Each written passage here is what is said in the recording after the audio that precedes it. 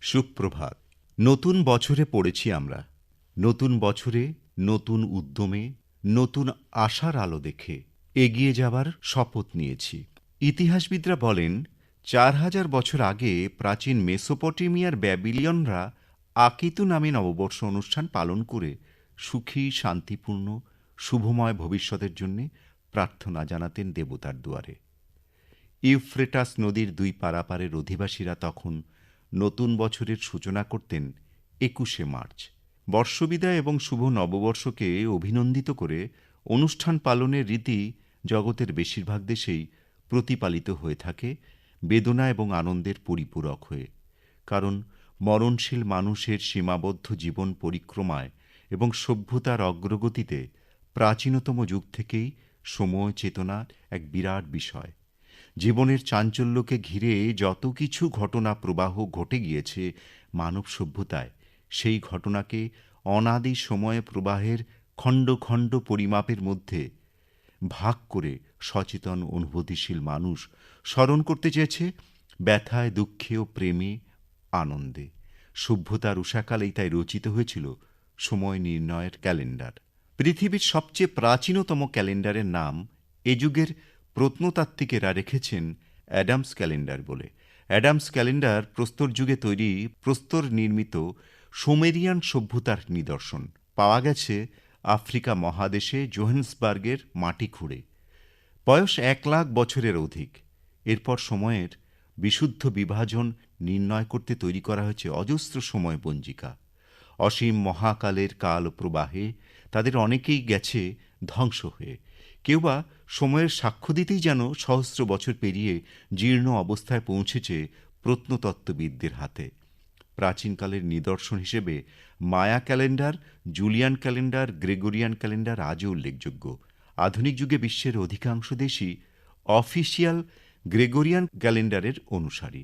এই নতুন বছর শূন্য স্থান পূর্ণ করবে।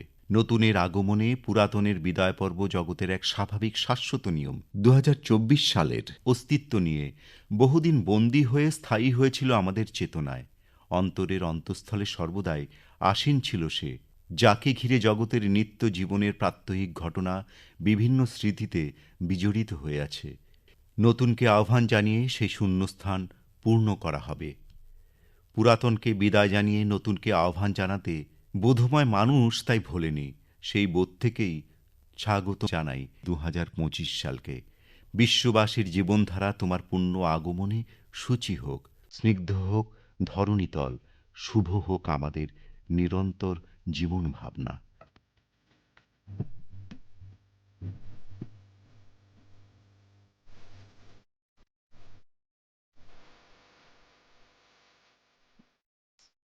চলে আসি প্রত্যুষার এ মাসের চিঠির বিষয়। প্রত্যুষার জানুয়ারি মাসের চিঠির বিষয় বন্ধুত্ব। এ নিয়ে চিঠি লিখেছেন দেবাশিস বন্দ্যোপাধ্যায়, সাঁজিবাড়ি, পোস্ট জ্ঞানদাস কান্দ্রা, জেলা পূর্ব বর্ধমান থেকে। বাংলায় একটা প্রবাদ আছে, যদি হয় সুজন তেঁতুল পাতায় নজন। বন্ধুত্বের সম্পর্ক এমনই নিবিড় যে মা, বাবা, ভাই, বোন, সহধর্মিণীকে যা বলা যায় না, বন্ধুর সঙ্গে তা সহজেই ভাগ করে নেওয়া যায়।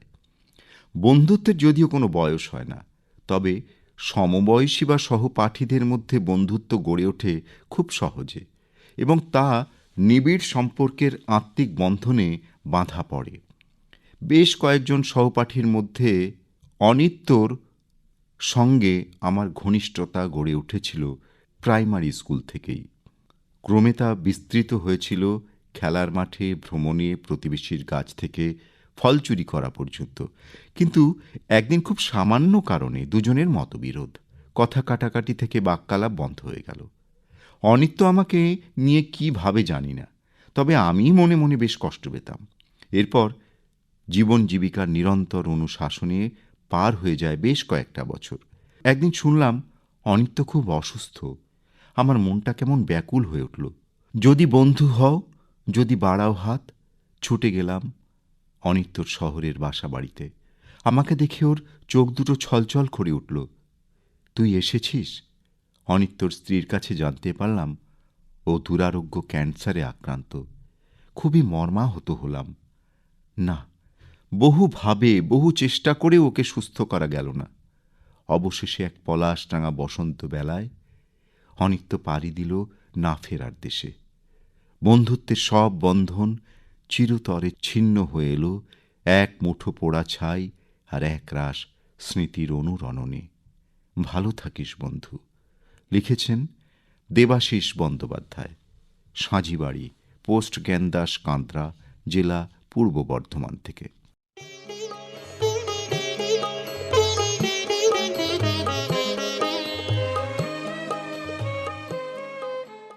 অরূপ সরকার আসানসোল, পশ্চিম বর্ধমান থেকে লিখছেন, এ পৃথিবীতে জন্ম নিয়ে বিদ্যালয়ে যাতায়াত শুরু হতে না হতেই চলে আসে বন্ধুত্ব পাতানোর মিষ্টি হাতছানি, এবং সে আহ্বানে সাড়া না দিয়ে থাকা যায় না। কারণ শুধু ছাত্রাবস্থাতেই বা কেন, কর্মজীবনে এমনকি অবসর জীবনেও বন্ধুর সঙ্গে বন্ধুত্ব হবেই। এ পৃথিবীতে মনে হয় এমন কেউ নেই যার বন্ধু নেই। অনেকেরই জীবনের শেষ দিন পর্যন্ত থাকে বন্ধুর সঙ্গে আন্তরিক সম্পর্ক। জীবন মানেই তো হচ্ছে সুখ দুঃখের এক বৃহৎ পারাবার, আর এই পারাবার পাড়ি দিতে গেলে প্রয়োজন হয় ডিঙি বা নৌকোর ন্যায় বন্ধুরও। বন্ধু যদি হয় অন্তরঙ্গ, বন্ধুর সঙ্গে যদি হৃদ্যতার সম্পর্ক থাকে, তাহলে সে বন্ধুত্ব সাধারণত হয় চির অটুট। আর অন্তরঙ্গ বন্ধুকে বিশ্বাস করে অনেক কথাই বলা যায়। তাকে মনের সুখ দুঃখের কথা বললেও মানসিকভাবে অনেকটা হালকা হওয়া যায়। এখানেই শেষ নয়, বন্ধু যদি কাছাকাছি থাকে, তাহলে সেই বন্ধু অপর বন্ধুর বিপদে ছুটে আসবেই। এই তো কিছু বছর আগে আমি দুর্ঘটনাগ্রস্ত হয়েছিলাম। অপারেশনের পরে 2 বোতল রক্তের দরকার হয়েছিল। তখন ওই মুহূর্তে রক্তদাতা কাউকে পাওয়া না যাওয়ায়, আর ওই বন্ধুর সঙ্গে আমার রক্তের গ্রুপ মিলে যাওয়ায়, ওই বন্ধুই রক্ত দিয়ে আমার প্রাণ বাঁচিয়েছিল। আমিও সেই বন্ধুর বিপদে ছুটে গেছি। তবে যে বন্ধু সুখের দিনে সঙ্গে থাকে আর দুঃখের দিনে হয়ে যায় ডুমুরের ফুল, এমন বন্ধুর সঙ্গে বন্ধুত্ব না করাই শ্রেয়। আমরা ছোটবেলায় ঈশপের গল্পে ভালুকার 2 বন্ধুর কথা সবাই পড়েছি, তাই জানি অসময়ের বন্ধুই হয় প্রকৃত বন্ধু। লিখেছেন অরূপ সরকার, আসানসোল, পশ্চিম বর্ধমান থেকে।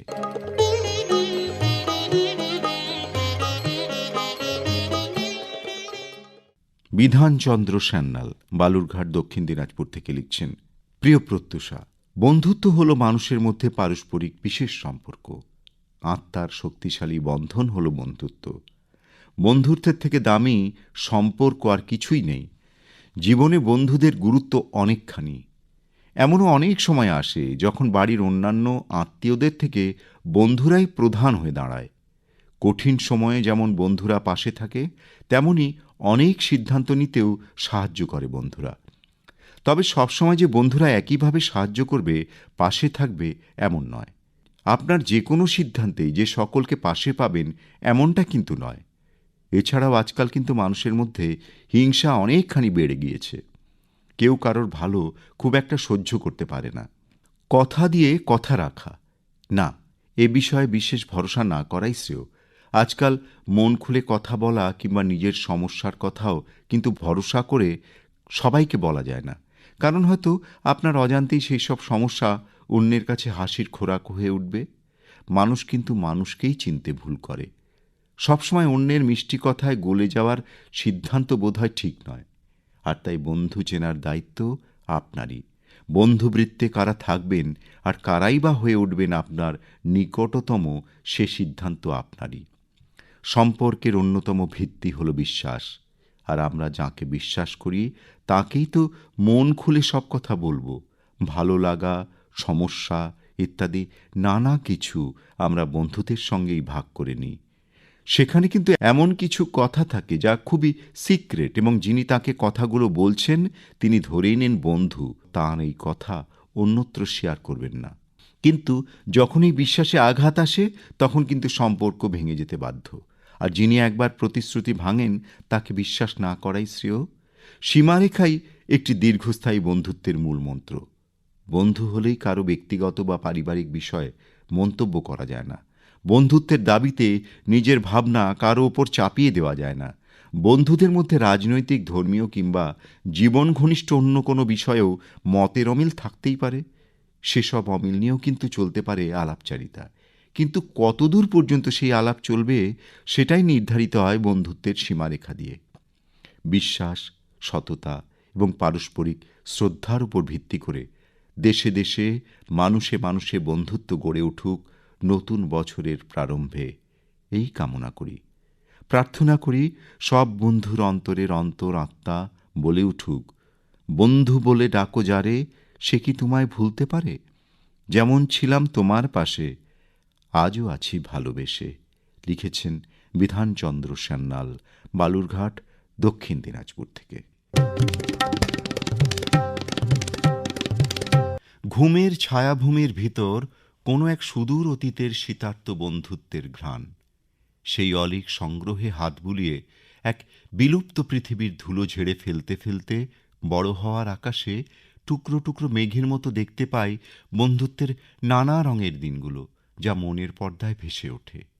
একসঙ্গে সিনেমা দেখা, ক্লাসে কথা বলে শাস্তি পাওয়া, বন্ধু স্যারের বেতের মার খেলে খুব কষ্ট পাওয়া, সেই বহুমূল্য উঠোন, মাঠ, যেখানে খেলতে খেলতে কাদা মাখামাখি হলেও বেশ পরিষ্কার।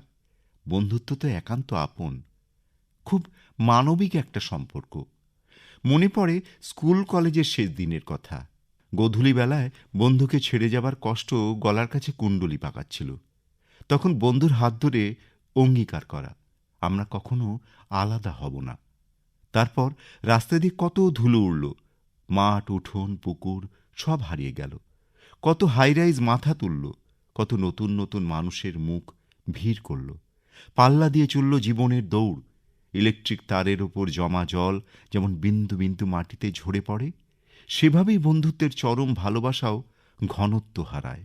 কিন্তু এই নিরন্তর জীবন দৌড়ের আগেই কিন্তু বন্ধুরা এসেছিল জীবনে, যেখানে ছিল না কোনো দ্বিধা, কোনো স্বার্থ।